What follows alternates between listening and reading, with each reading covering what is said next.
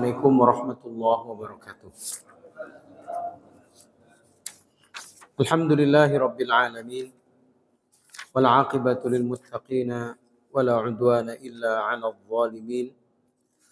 Wa usalli wa usallimu ala sayyidina wa habibina Muhammadin sallallahu alaihi wasallama wa ala alihi wa sahbihi wa man da'a bi da'watihi ila yaumiddin. Allahumma faqihna fid din wa 'allimna ta'wila. Allahumma arzuqna 'ilman yanfa'una wanfa'na bima 'allamtana. Rabbi shrah li sadri wa yassir li amri wahlul 'uqdatan min lisani yafqahu qawli. Amma ba'du. Pada malam ini hadirin yang dimuliakan Allah, kita masuk ke pasal ketiga. Kita akan membahas tentang judul besarnya, yaitu para malaikat alaihimussalam.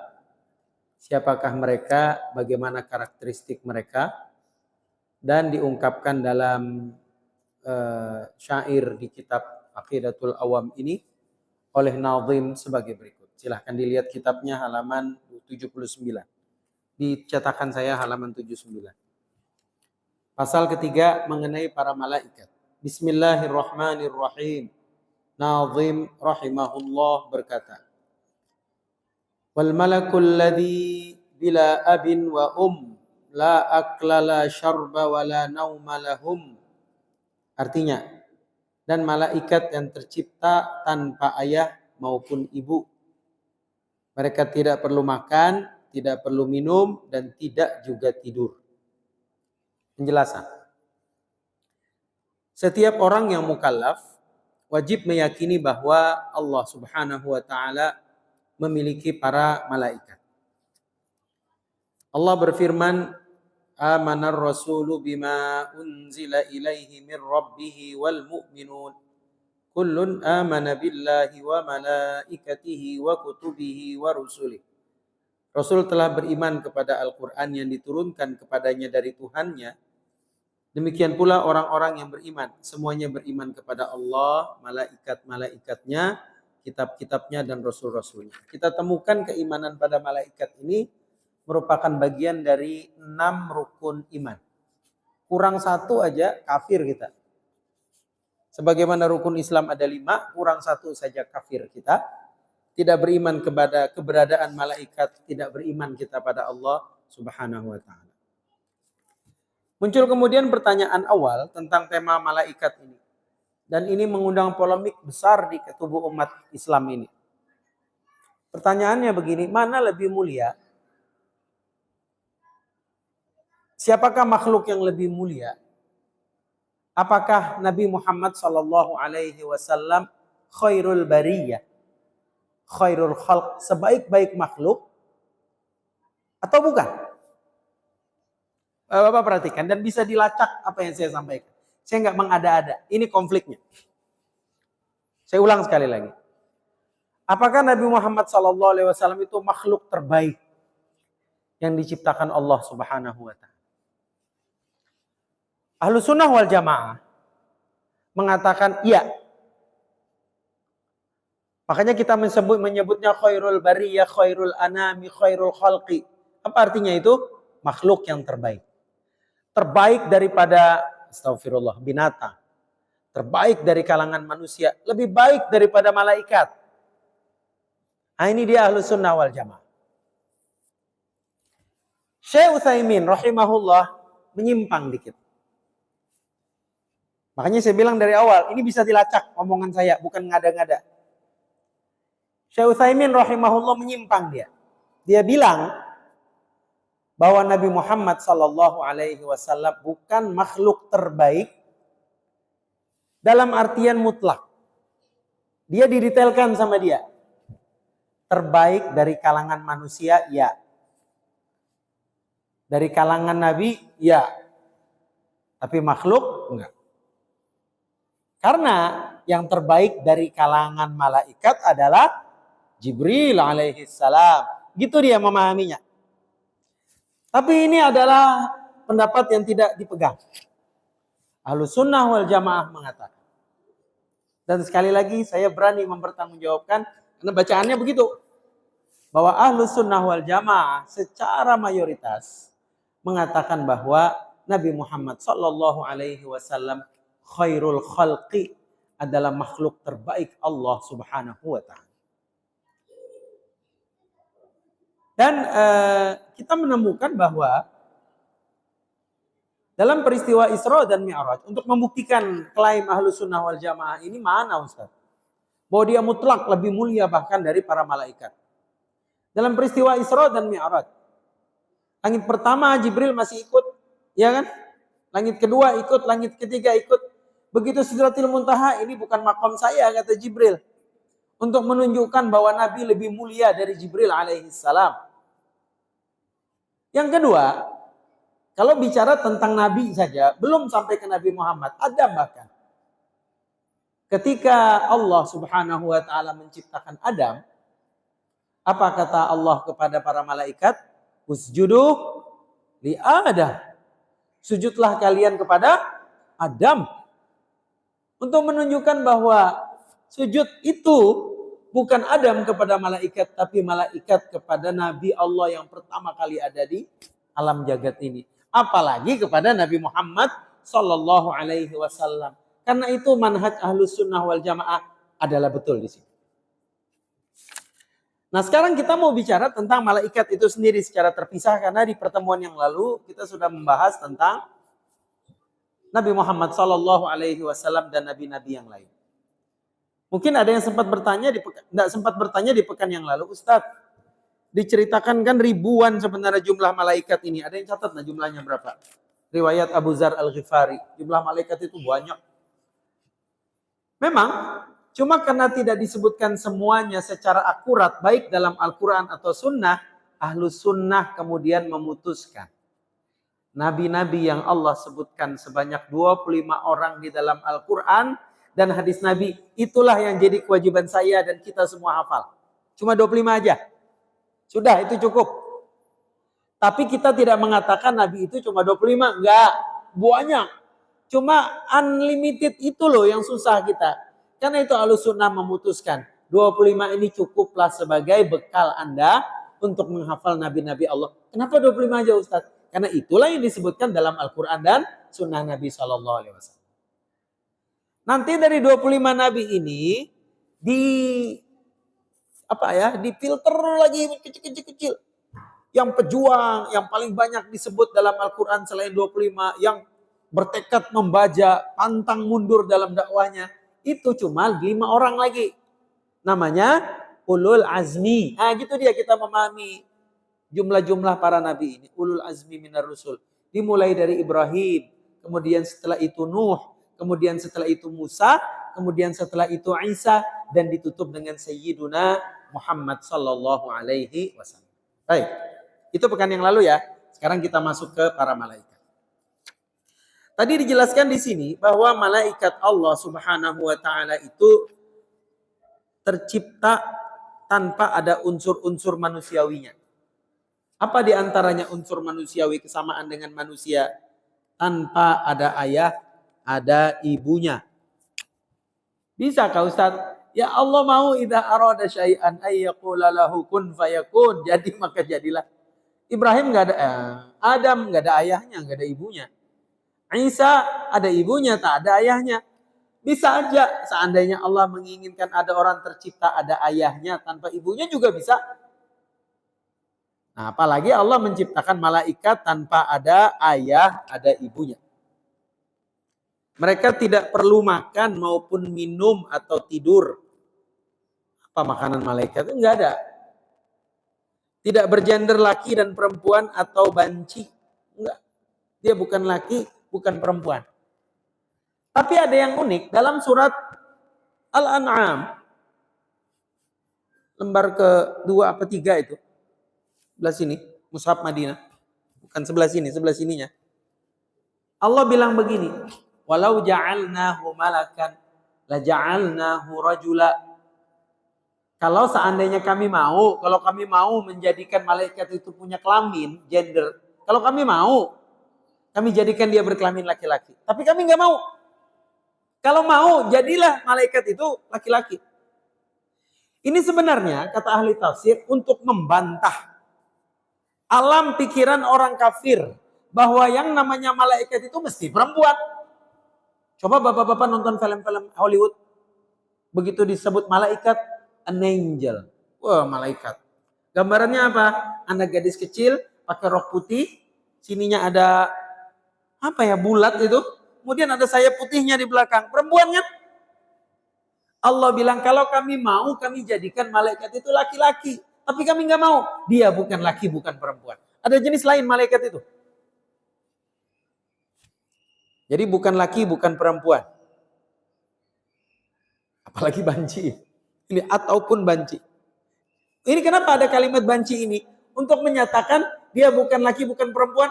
Tapi kamu nggak boleh juga bilang dia banci. Ya itu maksudnya. Jadi nggak ada gendernya dia. Bahkan siapapun yang meyakini bahwa mereka itu laki-laki bisa dipastikan termasuk orang yang bid'ah dan fasik. Adapun perihal kekafiran orang tersebut terdapat dua pendapat. Ada yang mengatakan dia dihukumi kafir, ada juga yang tidak. Sedangkan orang yang meyakini bahwa mereka itu perempuan, maka sudah pasti kekafirannya karena dia termasuk dalam firman Allah Ta'ala ketika menceritakan sifat-sifat kaum musyrikin. Orang musyrik itu kata mereka apa? وَجَعَلُوا الْمَلَائِكَةَ الَّذِينَ هُمْ عِبَادُ الرَّحْمَنِ إِنَاثًا surat Az-Zukhruf. Dan mereka menganggap atau menjadikan malaikat-malaikat yang mereka itu adalah hamba-hamba Allah yang maha pemurah sebagai orang-orang perempuan. Orang kafir kan imajinasinya begitu. Terlebih lagi akan dihukumi kafir orang yang menghukumi malaikat itu banci karena itu lebih mengandung unsur penghinaan. Baik, selesai kita tentang ini. Selanjutnya, adapun hakikat mereka, jadi wujudnya kayak apa malaikat itu? Adalah makhluk yang memiliki jasad, jadi ada fisiknya, tapi tidak seperti kita, terdiri dari benda padat, tulang dan daging, ada darahnya. Kelihatan gitu. Malaikat ada dia jasadnya, cuma tercipta dari cahaya yang halus, kasat mata, seperti ruh, dan mampu menjelma dengan bentuk yang bermacam-macam. Jadi dia bisa nyamar. Rasulullah Sallallahu Alaihi Wasallam pernah bersabda, para malaikat itu diciptakan dari cahaya, jin diciptakan dari kobaran api, sedang Nabi Adam diciptakan dari sesuatu yang telah Allah Subhanahu Wa Taala ceritakan kepada kalian dalam Al-Quran. Allah berfirman, فَأَرْسَلْنَا إِلَيْهَا رُوحَنَا فَتَمَثَّلَ لَهَا بَشَرًا سَوِيًّا surat Maryam. Lalu kami mengutus roh kami kepadanya, maksudnya kepada Maryam. Maka ia menjelma di hadapan Maryam dalam bentuk manusia yang sempurna. Ini dalil surat Maryam ayat 17. Bahwa malaikat itu bisa menyamar seperti seorang laki-laki. Malaikat belum pernah diceritakan menyamar sebagai perempuan. Walaupun dia bukan laki, bukan perempuan. Dia nyamar gitu. Contohnya kasus ini tadi. Bahwa dia ingin menyampaikan titah Allah kepada Maryam. Bahwa dia akan punya anak. Gimana caranya? Datanglah malaikat menyamar sebagai seorang laki-laki di depan Maryam. Dia bilang apa? Innallaha yubashshiruki bigulam. Allah memberikan kamu kabar gembira dengan kedatangan, dengan kehamilan seorang anak laki-laki yang namanya di kemudian hari dipanggil dengan Isa ibnu Maryam. Nah itu kan nyamar tuh. Bukan dia datang ke depan Maryam dalam wujud aslinya. Enggak, dia nyamar sebagai laki-laki. Ayatnya jelas. Mana kalimat menyamar? Fatamathal. Kalian tahu bahasa Arab nih, enak. Fatamathal. Tamathal itu bukan muncul dalam wujud asli, tapi menyamar sebagai laki-laki. Mana kasus yang lain penyamaran malaikat ini? Jadi Nabi Shallallahu Alaihi Wasallam sedang duduk-duduk bersama dengan para sahabat, di antaranya ada Umar bin Khattab di situ. Tiba-tiba kata si Umar, radhiyallahu anhu, masuk seorang laki-laki bajunya putih bersih. Parasnya enak dipandang. Rambutnya hitam legam. Tidak kelihatan bekas perjalanan jauh. Pokoknya rapi dia orang ini datang. Dia langsung buka pintu masjid kira-kira gitu kayak kita. Langsung duduk di depan Nabi. Sampai ekspresinya digambarkan sama Umar. Orang itu lututnya dikenakan ke lutut Nabi. Jadi dekat banget. Dan dia nggak ada yang negur yang lain. Pokoknya masuk. Dicuekin ya bapak-bapak. Umar dicuek. Pokoknya dia datang ke Nabi. Umar tuh ngeliatin orang ini datang, siapa ini? Kemudian kata Umar, dia menceritakan buat kita. Orang itu mulai bertanya kepada Muhammad Sallallahu Alaihi Wasallam, Muhammad, apa itu iman? Dijawab sama Nabi dengan rukun iman yang 6. Apa itu Islam? Dijawab sama Nabi dengan rukun Islam yang 5. Kemudian apa itu ihsan? Dijawab Nabi dengan definisi ihsan. Kemudian orang itu bertanya tentang kapan datangnya kiamat. Kata Nabi, ini jawab Nabi, diplomatis banget. Nabi nggak kayak kita, on. Kalau nggak tahu, agak tahu. Nabi nggak bilang gitu. Apa jawaban Nabi? Kan Nabi nggak tahu kapan datangnya kiamat. Tapi jawaban Nabi itu mantap. Apa kata Nabi? Yang bertanya sama saya, dengan saya yang ditanya, sama-sama nggak tahu. Jadi kamu nggak tahu, dia nggak tahu. Mal mas'ul anha bi'a'lama minas sa'il. Yang bertanya kepada aku tidak lebih tahu daripada yang ditanya. Saya juga nggak tahu, kamu nggak tahu. Tapi kan jawaban begitu jawaban gentle, Pak. Kalau gitu jawaban on. Ditanya, nggak tahu.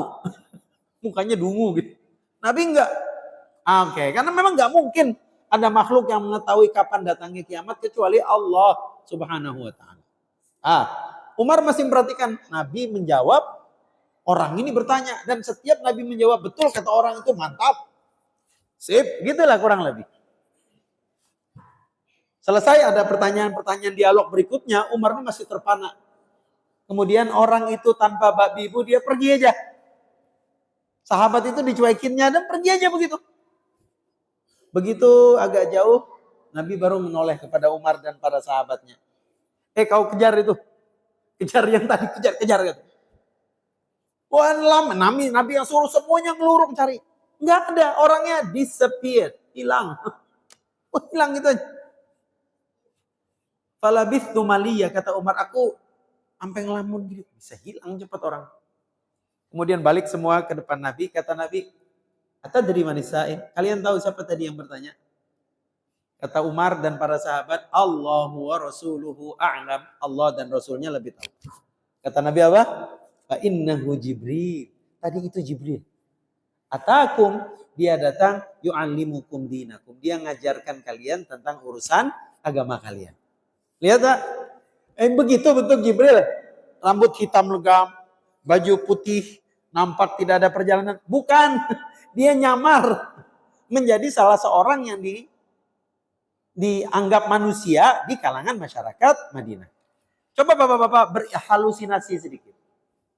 Seandainya Jibril datang dalam wujud aslinya, cahaya gitu ya, dengan kepakan sayap yang dalam riwayat 600 sayap Jibril itu. Burung aja sayapnya 2 cepatnya terbang, ini 600 alangkah gesitnya terbang. Kira-kira bapak-bapak, Umar dan para sahabat memperhatikan konten dialog atau memperhatikan Jibrilnya? Kita hilang fokus mesti, Pak. Jibril kayak gini sekalinya. Sayapnya terus. Kalau ada zaman sekarang bapak-bapak ambil HP gitu. Kalau zaman sekarang gitu ya. Nah jadi, dan bahkan Nabi seandainya, lihat perhatikan Nabi saja sangat hati-hati dalam urusan ini. Nabi nggak bilang sama sahabat, sebentar dulu mas ya Pak, jangan nanya dulu. Umar, ini nih Jibril, enggak kan? Nabi sampai selesai dulu. Karena nggak berkepentingan Nabi dengan para sahabat untuk tahu ini Jibril, bukan di situ momennya. Tapi apa yang diajarkan itu jauh lebih penting. Makanya Nabi diam. Sudah jauh, baru coba cari. Itu lihat. Cara Nabi tricky sedikit permainannya. Baik. Ini hadis yang kedua ini, dalil ini menunjukkan bahwa malaikat Allah Subhanahu wa taala mungkin menyamar sebagai makhluk Allah yang lain. Yang jelas dia tercipta dari cahaya yang sangat halus dan rumit dan mampu berbentuk dalam bentuk apapun, sementara iblis atau syaitan terbuat dari api dan Adam alaihi salam diciptakan dari tanah sebagaimana kita maklumi bersama. Rasulullah Shallallahu alaihi wasallam selanjutnya bersabda, terkadang malaikat Jibril itu menjelma di hadapanku dalam bentuk seorang laki-laki, kemudian dia berbicara kepadaku sedang aku mendengarkan apa yang dikatakan. Rawahul Bukhari. Para malaikat memiliki sayap. Ini lagi terdiri dari cahaya, ada sayapnya. Di antara mereka ada yang memiliki 2 sayap. Ada yang memiliki 3 sayap, ada yang memiliki 4 sayap, bahkan lebih banyak dari 4. Sebagaimana Jibril. Ayatnya menyatakan malaikat punya sayap. A'udzubillahi minasyaitonirrajim. Penggalan surat Fatir ayat pertama. Alhamdulillahilladzi khalaqas samawati wal arda ja'ilil malaikati rusula uli ba'sin uli ajnihatin mathna wa thulatha wa ruba' yazidu fil khalqi ma yasha innallaha ala kulli syai'in qadir. Segala puji bagi Allah pencipta langit dan bumi yang menjadikan malaikat sebagai utusan-utusan untuk mengurus berbagai macam urusan yang mempunyai sayap. Masing-masing ada 2, ada 3, ada punya sayap 4. Dan Allah menambahkan pada ciptaannya, pada malaikat itu apa yang dikehendakinya. Maksudnya terserah jumlah sayapmu, Allah kasih berapa. Sesungguhnya Allah Maha Kuasa atas segala sesuatu. Imam Muslim meriwayatkan dari Ibnu Mas'ud bahwa Rasulullah Sallallahu Alaihi Wasallam pernah melihat malaikat Jibril memiliki 600 sayap. Nah, ini dia. Para malaikat diciptakan untuk selalu melakukan ketaatan. Jadi malaikat itu diciptakan untuk taat. Kebalikannya, iblis, syaitan diciptakan nggak ada taatnya, maksiat aja. Itu otaknya si iblis ini. Malaikat nggak ada kepikiran untuk maksiat, dia taat aja. Kalau disuruh berzikir, zikir aja kerjanya. Kalau ingin melakukan kebaikan, kebaikan gitu. Oke ya. Baik. Ada yang mau enggak membahas tema pengecualian enggak tentang masalah ini? Ini ingat tak? Ini kata kuncinya, malaikat diciptakan untuk terus melakukan ketaatan. Nah ya. Cuma masalahnya dalam surat Al-Baqarah. Ada yang ngeh enggak? Saya mau buka satu konflik ini. Dalam surat Al-Baqarah ada 2 orang malaikat, 2 malaikat di kota Babilonia, Irak, yang mengajarkan sihir, ya kan? Bibabila Harut wa Marut, nama malaikatnya adalah Harut dan Marut. Gimana itu Ustaz? Saya nunggu-nunggu itu, belum ada. Ini gimana 2 orang ini? 2 malaikat. Sementara di sini malaikat selalu melakukan ketaatan yang sempurna dan melaksanakan segala perintah Allah tanpa cacat. Itu bagaimana? Bagaimana cara memahaminya Bapak-bapak? Saya buka tafsir Ibnu Katsir. Saya ngajar tafsir Ibnu Katsir dulu di Masjid As-Salam Wika. Jadi memang setiap teori itu pasti ada pengecualian. Likulli qa'idatin istithna. Every theory has an exception. Ada pengecualian. Dan ini pengecualiannya. Itu memang disengaja oleh Allah supaya 2 malaikat ini melakukan huru hara di Babilonia karena takdir Allah begitu. Anda nggak usah ambil pusing. Memang pengecualiannya begitu. Namanya Harut dan Marut. Yang kedua, bahwa bukankah ketika mereka melakukan itu adalah lambang ketaatan mereka kan pada Allah Subhanahu wa taala? Itu taat. Kalau mereka disuruh Allah begitu, mereka enggak taat, berarti salah dong. Lihat bacaannya, kalimatnya. Para malaikat diciptakan untuk selalu melakukan ketaatan yang sempurna dan melaksanakan segala perintah Allah. Emang disuruh Allah, sudah taat. Itu sebagai apa? Dalam ayat itu diceritakan sebagai ujian buat Bani Israel di zaman dan era tersebut. Begitu jawabannya yang ada dalam kira-kira tafsir Ibnu Katsir yang membahas tema tersebut.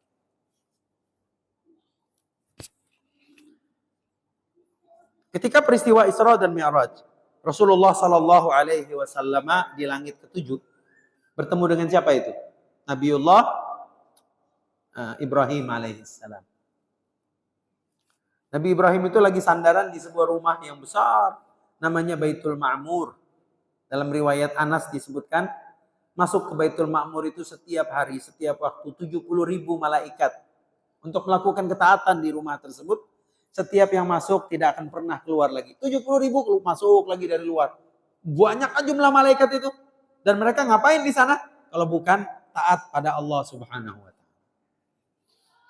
Mereka suci dari segala syahwat hewani, bebas dari kecenderungan hawa nafsu, dan juga jauh dari segala dosa maupun kesalahan.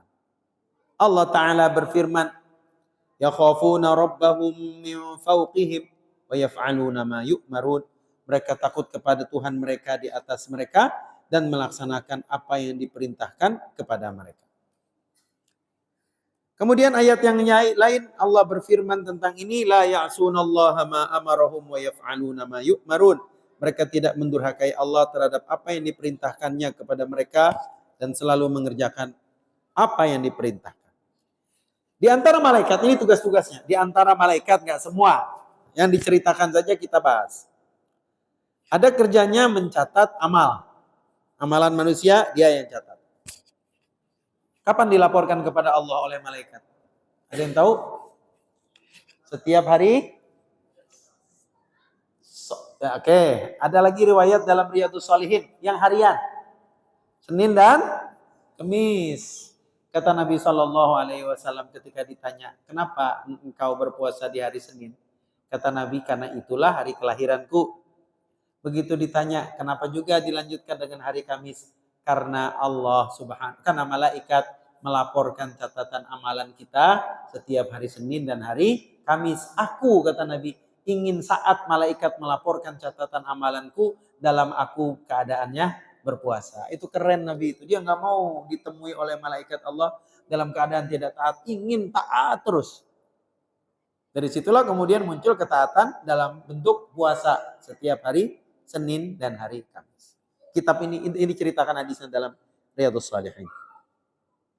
Jadi itu mencatat amal. Yang kedua, malaikat penjaga. Dia yang jaga, macam-macam jaganya. Jaga gunung. Malaikat mana? Malaikat gunung Uhud. Malaikat yang peristiwa Taif. Kan Nabi pernah itu berdakwah di Taif. Kemudian ditolak mentah-mentah sama orang Taif, dilempari batu sampai luka kaki Nabi. Akhirnya Nabi keluar dari Taif, terbirit-birit. Malaikat penjaga gunung di Taif itu kesal betul nabinya dibeginikan. Akhirnya dia muncul dan berkata kepada Nabi SAW, ya Rasulullah, maukah kamu perintahkan aku angkat gunung ini, kemudian kutimpakan ke orang-orang Taif yang mengusir engkau dari sana? Itu menjaga gunung itu. Kata Nabi, enggak. Aku hanya mengharapkan dari anak cucu mereka suatu saat ada yang beriman kepada Allah Subhanahu wa taala dan berjuang untuk agama ini. Dan akhirnya konon katanya yang menaklukkan Andalusia, Spanyol sekarang. Itu adalah salah satu dari keturunan orang-orang Taif yang bapak moyangnya dulu melempari kaki Nabi SAW sampai berdarah. Tapi ya gitulah Nabi ya, orangnya pemaaf. Dia nggak mau, ya sudah selesaikan tuh, enggak. Itu cerita tentang malaikat penjaga gunung. Malaikat yang ada di rumah. Ada menjaga orang yang masuk ke dalam masjid. Hari Jumat ada. Kata Nabi SAW. Barang siapa yang masuk ke masjid. Maka di setiap pintu-pintu masjid pada hari Jumat. Ada malaikat. Ngapain mereka? Mencatat siapa yang pertama kali masuk. Kan kita tahu hadisnya panjang itu. Barang siapa yang masuk ke masjid di awal waktu. Dia seolah-olah bersedekah seekor unta. Kalau agak telat sedikit, seolah-olah bersedekah seekor sapi. Bawa telat dikit lagi, agak ke sini, ya, paling jam 11 sudah nongol-nongol, ngerokok sebatang, sudah boker, sudah ganti baju. Ini telat-telat ini. Seolah-olah bersedekah seekor domba. Nanti lelet lagi, masih pakai sahan di luar tuh. Nah, update status. Imam sudah mau naik ke atas mimbar, dia baru nongol ke masjid. Yang ini berapa dapatnya? Seolah-olah sedekah seekor ayam. Dan yang paling lelet adalah khotib sudah mau naik, baru dia larian ke masjid. Ini seolah-olah bersedekah seekor apa? Telur, Pak. Nah, kemudian kata Nabi dalam hadis itu. Dalam kitab Riyadhus Shalihin juga. Dan setelah itu, setelah telat sudah, khotib sudah naik ke atas mimbar dan sudah mengucapkan Assalamualaikum warahmatullahi wabarakatuh. Mulai khutbah ya. Sudah azan itu. Malaikat ngapain tadi yang catat di pintu-pintu masjid? Dia akan menutup catatannya dan duduk mendengarkan zikir. Maksudnya zikir itu khutbah dibacakan. Menunjukkan apa itu hadirin rahimakumullah? Adanya malaikat di masjid. Nah, di masjid ini ada malaikat. Dan menunjukkan orang kalau sudah khotib naik ke atas mimbar sudah nggak dicatat. Telur nggak dapat, ayam juga enggak, itik, bebek, siapa lagi? Makanya kalau mau ke masjid hari Jumat itu awal-awal, Pak. Jam berapa itu? 10 lah. Tapi terlalu awal. pensiunan aja yang bisa gitu. Kita pegawai, kita kerja semua. 11, 12 istirahat kantor ya.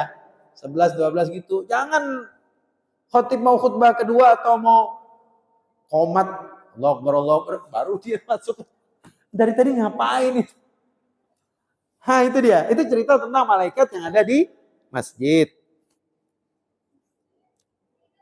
Oke. Malaikat yang memikul arsh. Apa kata Allah? Wa yahmilu arsya rabbika fawqahum yawma idzin thamaniya. Ada 8 malaikat yang membawa arsh Allah Subhanahu wa taala. 8. Kemudian malaikat yang bertasbih dan memohon ampunan bagi orang yang beriman. Malaikat yang selalu bersujud. Nah, malaikat yang memohon ampunan ini bagaimana? Jadi orang-orang yang taat itu, kita sering dapat bisikan malaikat. Kita aja nggak sadar. Apa kata Allah? Surat Al-Ahqaf. Innal ladzina qalu, sesungguhnya orang-orang yang berkata, Rabbunallah, Tuhan kita adalah Allah. Tsumastaqamu. Kemudian setelah itu dia konsisten. Dia tetap aja istiqomah berislam sampai akhir hayat. Apa kata Allah? Tatanazzalu alaihimul malaika. Maka akan turun kepada mereka malaikat. Jadi malaikat itu tidak hanya turun kepada para nabi loh. Kalau kepada para nabi, dia memberikan wahyu, itu disebut nabi. Kalau sama kita enggak, bisikan-bisikan yang tanpa sadar, ternyata itu bisikan kebaikan, menenangkan jiwa. Itu dari malaikat. Nah kata Allah lanjutnya. Tatanazzalu alaihimul malaika, turun kepada orang-orang tersebut malaikat. Ngapain mereka membisikkan ke telinga orang-orang tersebut, ke hati sanubri dari mereka? Allah takhafu, udah jangan takut, tenang aja. Wala tahzanu, jangan bersedih. Wa abshiru bil jannati allati kuntum tu'adun, dan kalian dapat kabar gembira dari Allah tentang surga yang dijanjikan Allah kepada kalian. Nah itu malaikat. Malaikat yang selalu bersujud, malaikat yang selalu berkeliling, mengawasi kita siang malam, malaikat yang bepergian mencari-cari majelis zikir dan lain-lainnya. Majelis zikir ini termasuk baca Quran. Hadisnya apa? Kata Nabi SAW. Barang siapa yang berkumpul di salah satu dari rumah-rumah Allah Subhanahu wa taala, maksudnya masjid. Ngapain mereka? Membaca Al-Quran, tadarusan, mengkaji tafsirnya, mengambil pelajaran darinya, belajar tajwid dan makhrajnya. Apa yang terjadi? Para malaikat itu membentangkan sayapnya di halaqah itu. Ridwan bima yasna, suka terhadap apa yang dilakukan oleh orang-orang yang tadarusan itu. Nanti menjelang Ramadan atau pas Ramadan, tadarusan Mbak. Kita dapat ketenangan jiwa karena itu tadi malaikat masuk di antara kita. Insyaallah. Tanggal berapa ya? 1 Maret ya. Kalau ada yang nggak setuju, sepakatinnya begini aja. Tanggal 1 Syawal, tanggal 1 Ramadan deh. Oh, Muhammadiyah ke NU Irsyad sama. Pokoknya tanggal 1 Ramadan kita puasaan, Syawalnya tanggal 1 Syawal gitu.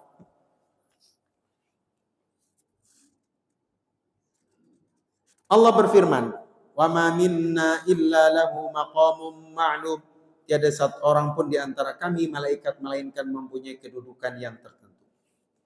Adapun penjelasan mengenai malaikat yang 10 beserta tugas-tugasnya maka akan dibahas pada penjelasan 2 bait syair berikut. Oke. Sekarang 10 malaikat sama dengan 25 nabi tadi. Bukan dalam makna Ahlus Sunnah wal Jamaah itu bukan memaknai 25 nabi yang lain gak ada nabi. Enggak. Maksudnya ini aja yang wajib. Yang lain itu Anda kalau ketemu dalilnya silahkan disebut namanya. Tapi kan jarang disebut. Karena itu kita menyebut 25 nabi gitu. Nabi itu ada lagi Pak. Ada Nabi Daniel. Ada Nabi Syam'un. Tapi Bapak-Bapak kan gak pernah dengar. Karena itu ya sudahlah. Yang wajib adalah 25. Sama dengan 10 malaikat. Kan malaikat jumlahnya berapa tadi? Ada yang 70 ribu kan? Hafal namanya. Enggak. Kewajiban kita cuma menghafal 10 nama malaikat. Nah ini dia. Tafsilu ashrin minhum Jibrilu, Mikalu, Israfilu, Izrailu, Munkarun, Nakirun, Waraqibun, Wakada, Atidun, Malikun, Waridwan, Uhtada. Perincian 10 dari para malaikat yaitu malaikat Jibril, malaikat Mikail, malaikat Israfil, malaikat Izrail, malaikat Munkar Nakir, malaikat Raqib, dan juga malaikat Atid, malaikat Malik, malaikat Ridwan, dan selanjutnya. Ada Malik dan Ridwan. Setiap orang mukallaf, masih ingat istilah mukallaf? Saya ulang ya. Istilah mukallaf itu banyak Anda akan temukan dalam kitab-kitab fikih atau kitab akidah. Mukallaf itu artinya orang sudah dewasa, sudah balik, sudah bisa memakai akal pikiran dia, dan sudah ada kewajiban untuk menjalankan agama secara sempurna. Itu disebut orang mukallaf. Jadi kita bilang apa? Ini bapak ini mukallaf, sudah dewasa, sudah akil balik. Tapi anak yang itu belum mukallaf. Kita bilang gitu. Nah, dia belum. Kamu harus sudah sholat kan, sudah mukallaf kamu. Kita lihat, oh iya, umur sudah 17. Sudah tahu mana batil, mana itu. Tapi anak TK, dia belum mukallaf. Itu istilah akan Bapak banyak temukan dalam kitab fikih dan dalam kitab tauhid. Ini kitab tauhid. Setiap orang yang mukallaf wajib meyakini ke-10 malaikat secara terperinci dengan mengetahui nama-nama mereka. 1, malaikat Jibril. Ini pemimpinnya. Disebut Sayyidul Malaikat. Beliau adalah malaikat wahyu yang menjadi utusan Allah dan nabi-nabinya. Allah berfirman, "Qul man kana aduwwan li Jibril fa innahu nazzalahu ala qalbika bi idznillah musaddiqan lima baina yadayhi." Katakanlah, barang siapa yang menjadi musuh Jibril, maka Jibril itu telah menurunkan Al-Qur'an ke dalam hatimu dengan izin Allah, membenarkan apa kitab-kitab yang sebelumnya. Jadi Jibril ini ada cerita, Pak. Orang Yahudi itu mengakui bahwa Allah punya malaikat. Dia tahu. Punya nabi tahu. Nabinya orang Arab, nabi Islam namanya Muhammad kata mereka. Coba Bapak ikuti di YouTube ceramahnya para Levi, Robi itu kiai-kiainya Yahudi. Ada dia dalam bahasa Inggris, terjemahan dalam bahasa Indonesia. Mereka tahu nabinya orang Islam Muhammad sallallahu alaihi wasallam. Nabinya kami Musa kata dia. Nabi Kristen atau Tuhannya Kristen Yesus kata dia. Nah, dan kami meyakini ada para malaikat. Yahudi bilang gitu, Yahudi yang di Gaza, nyerbu Gaza itu. Iya. Cuma satu malaikat yang kami paling benci, namanya Jibril. Orang bule kan nyebut Jibril gitu ya. Jibril. Enggak mau dia. Gara-gara apa, Pak? Kata mereka Jibril itu salah ngasih wahyu. Harusnya setelah Isa, Jibril itu harusnya memberikan wahyu terakhir kepada nabi lagi setelah Isa dari kalangan Yahudi, terserah. Lah ini hinggapnya malah ke Mekah, ke bukit Jabal Nur, namanya Muhammad. Jadi orang Arab, makanya benci betul dia dengan Jibril. Itu ceritanya. Dan ayat ini menohok orang Yahudi itu. Nah, kata Allah, barang siapa menjadi musuh Jibril. Lihat, semua malaikat itu dari Allah, gak ada salah. Orang Allah yang nyuruh Jibril kok nggak salah gitu. Kalau Syiah lain lagi, Pak. Kata Syiah itu Jibril ini salah ngasih wahyu terakhir kepada Nabi Muhammad SAW. Harusnya ke Ali. Tambah parah. Dia juga dinamakan, ini nama lain Jibril. Kadang Jibril itu dipanggil dalam Al-Quran dengan istilah Ar-Ruhul Amin. Dalilnya ini. Wa innahu latanzilu rabbil alamin nazala bihi ruhul amin ala qalbika litakuna minal mundirin. Sesungguhnya Al-Quran ini benar-benar diturunkan oleh Tuhan semesta alam. Dia dibawa turun oleh Ruhul Amin Jibril ke dalam hatimu Muhammad agar kamu menjadi salah seorang di antara orang yang memberi peringatan. Udah habis waktu. Belum ya? Baik. Jadi ini nama lain dari Jibril. Apa tadi namanya? Ruhul Amin. Nama lain dari Jibril yang ketiga, namanya Ruhul Kudus. Orang Kristen menyebutnya Roh Kudus. Orang Madura menyebutnya Dus Kudus. Ruhul Kudus. Roh Kudus. Itu Jibril sebenarnya. Apa orang Inggris mengatakan? Holy Ghost. Tuhan yang hantu suci. Mana hantu suci? Itu Holy Ghost. Jibril maksudnya. Lihat dari mana penamaan ini? Dari Allah Subhanahu wa taala. Qul nazzalahu ruhul qudusi min rabbika bil haqq. Katakanlah, Roh Kudus maksudnya Jibril menurunkan Al-Qur'an itu dari Tuhanmu dengan benar. Oke, sudah ada 3 nama Jibril. Nama yang keempat, banyak nama Jibril nih. Dia juga dinamakan Namus sebagaimana telah dikatakan oleh Waraqah bin Naufal sepupu dari Khadijah, istri Nabi, kepada Rasulullah Sallallahu Alaihi Wasallam ketika pertama kali menerima wahyu. Sungguh telah datang kepadamu Muhammad namus yang telah juga dulu pernah turun kepada Nabi Musa alaihissalam. Namus itu nama lain dari Jibril. Namus itu kalau bapak-bapak buka kamus bahasa Arab, namus itu artinya adalah sesuatu makhluk yang cepat terbangnya. Itu namus bahasa Arab. Nah karena itu, namus ini selain nama Jibril, dia dipanggil untuk nama nyamuk. Coba tanya orang Arab. Nyamuk bahasa Arabnya apa? Namus. Iya. Karena cepat terbangnya. Apapun yang cepat terbangnya namus bahasa Arab.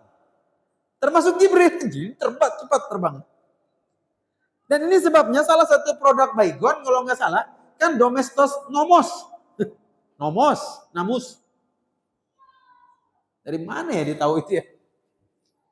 Namus, nyamuk. Dan nama ini diriwayatkan oleh Waraqah bin Naufal ketika pertama kali ketemu Nabi. Dia bilang begini, Muhammad, waktu itu Nabi belum tahu bahwa dia seorang Nabi. Masih awal. Kata dia konsultasi kepada Waraqah. Waraqah ini seorang Arab, Tanassar. Dia beragama Kristen, tapi bukan Kristen yang menyatakan Yesus itu sebagai Tuhan, enggak.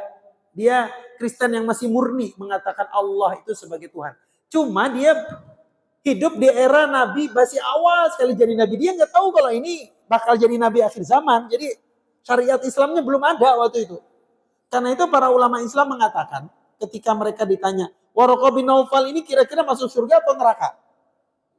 Karena dia hidup di zaman Nabi baru aja sehari muncul jadi Nabi. Gimana dia kalau mati? Habis itu mati Waraqah bin Naufal. Sudah usianya lanjut waktu itu. Gimana jawabnya? Kita dalam istilah akidah kita mengenal istilah fatratul ahlul. Ada yang tahu? Ahlul fitrah apa? Fitrahnya. Lupa saya istilahnya. Jadi zaman kekosongan kenabian. Yang begini-gini urusannya serahkan sama Allah Subhanahu wa taala. Coba lihat, mulai Isa alaihi salam ke Nabi Muhammad sallallahu alaihi wasallam ada nabi. Zero itu Pak, kosong. Berapa juta orang dilahirkan itu? Nabi Muhammad ke Nabi Isa itu kan 100 tahun, 6 abad. Mau masuk neraka semua? Kan enggak gitu kita ngomong. Kita bilang apa? Serahkan sama Allah Subhanahu wa taala, dia adil. Namanya orang-orang yang hidup di zaman fitrah kekosongan kenabian. Oke. Nah, jadi Waraqah bin Naufal itu seperti itu dan dia yang bilang bahwa yang malaikat atau namus yang datang kepada kamu, dia juga pernah datang kepada Musa alaihi salam. Menunjukkan apa ini, Pak? Bahwa Jibril itu usianya panjang. Kan dia yang datang kepada Nabi Musa. Dia juga yang datang ke Nabi Isa. Kepada Nabi Sulaiman, Nabi panjang betul umurnya. Ada yang nanya ibu-ibu, aneh nanyanya. Ustaz, Jibril ini kan tugasnya menyampaikan wahyu, datang ke nabi-nabi. Sekarang Nabi Muhammad sudah selesai. Ngapain dia ya Ustaz sekarang? Nanyanya aneh. Saya bilang serahkan sama Allah dah. Pokoknya kita nggak tahu gitu ya. Gimana? Tapi bahwa malaikat itu ada umur yang tidak mati itu cuma Allah Subhanahu wa taala. Hayyun qayyum kan gitu. Sifat Allah adalah wujud, qidam, baqa, selamanya ada, Allah tidak akan pernah mati. Berarti malaikat akan mati pada waktunya, cuma kita nggak tahu kapan itu terjadi. Yang kedua, malaikat Mikail. Orang bule menyebutnya Michael. Okay. Kita lanjutkan urusan malaikat Allah ini, Michael ini. Di pertemuan yang akan datang, yang tugas beliau adalah bertugas mengatur curahan hujan, lautan, sungai-sungai, dan rizki. Mudah-mudahan kajian tentang akidah ini mengokohkan keimanan kita kepada Allah Subhanahu wa taala. Aqulu qouli hadza wa astaghfirullahal azim. Subhanakallahumma wa bihamdika asyhadu an la ilaha illa anta astaghfiruka wa atubu ilaik. Assalamualaikum warahmatullahi wabarakatuh.